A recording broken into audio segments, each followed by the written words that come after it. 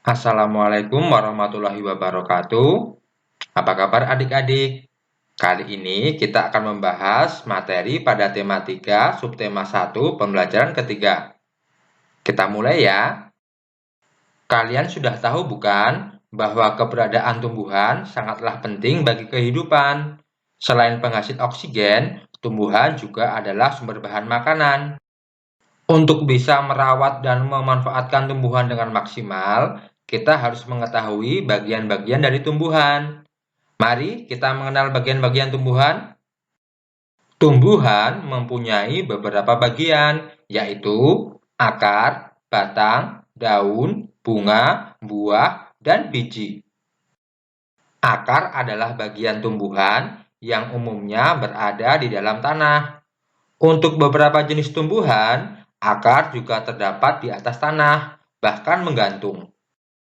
Akar mempunyai beberapa jenis.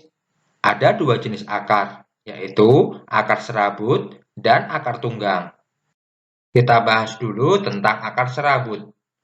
Tanaman yang memiliki akar serabut umumnya merupakan golongan monokotil atau biji berkeping satu. Contoh tanaman yang berakar serabut adalah padi, kelapa, dan rumput-rumputan. Contoh bentuk akar serabut bisa kalian lihat ya. Bentuknya seperti itu. Kemudian akar tunggang.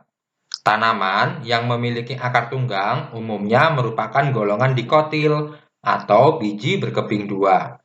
Contoh tanaman yang mempunyai akar tunggang adalah pohon mangga, jambu, dan jeruk. Contoh bentuk akar tunggang bisa kalian lihat sendiri ya. Sekarang kita akan membahas fungsi akar bagi tumbuhan. Fungsi akar bagi tumbuhan antara lain 1. Menunjang berdirinya tumbuhan. Maksudnya, jika ada akar, tumbuhan tidak akan mudah roboh atau mudah tercabut. 2. Menyerap air dan mineral dari dalam tanah. Jadi, pada dasarnya, yang bertugas mencari makan bagi tumbuhan adalah akar. Akar bisa sampai kemana-mana karena dia bertugas mencari makanan. Fungsi akar yang ketiga adalah tempat menyimpan cadangan makanan bagi tumbuhan tertentu, misalnya singkong, wortel, bengkoang, dan lobak. Jadi, tidak semua tumbuhan menyimpan makanannya di akar. Hanya tumbuhan yang akarnya enak dimakan saja. Itu tandanya bahwa tumbuhan tersebut menyimpan cadangan makanannya di akar. Bagian tumbuhan selanjutnya adalah batang. Batang adalah bagian tanaman yang menempel pada akar dan berada di atas permukaan tanah. Arah pertumbuhan batang berlawanan dengan akar. Umumnya, batang tumbuh mengikuti arah sinar matahari. Sekarang, mari kita cari tahu fungsi batang bagi tumbuhan. 1. Sebagai penyokong tubuh tumbuhan. Batang berfungsi sebagai penahan angin dan gujuran air hujan agar tumbuhan tidak mudah patah atau roboh. 2. Sebagai tempat tumbuhnya daun, bunga, dan buah. 3. Mengangkut air dan mineral yang diserap oleh akar ke daun.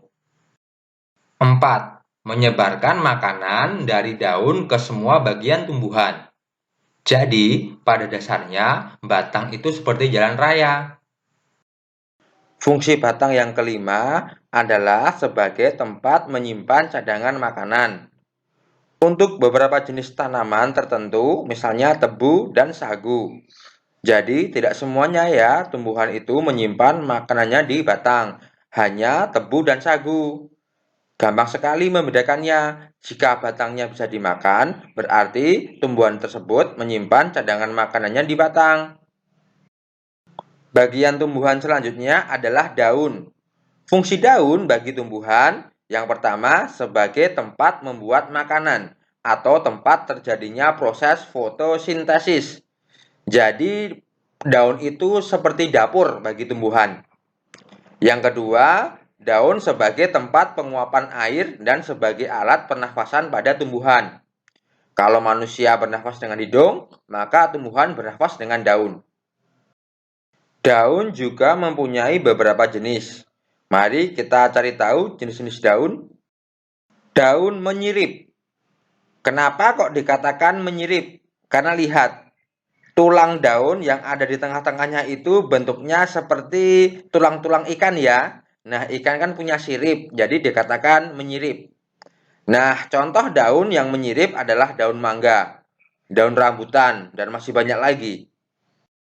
Daun menjari. Kenapa dikatakan menjari? Karena kalau kalian perhatikan, bentuknya itu seperti 5 jari-jari tangan, jempol, telunjuk, kelingking, jari manis. Nah, contoh daun yang menjari adalah daun pepaya, daun singkong, dan lain-lain. Daun sejajar.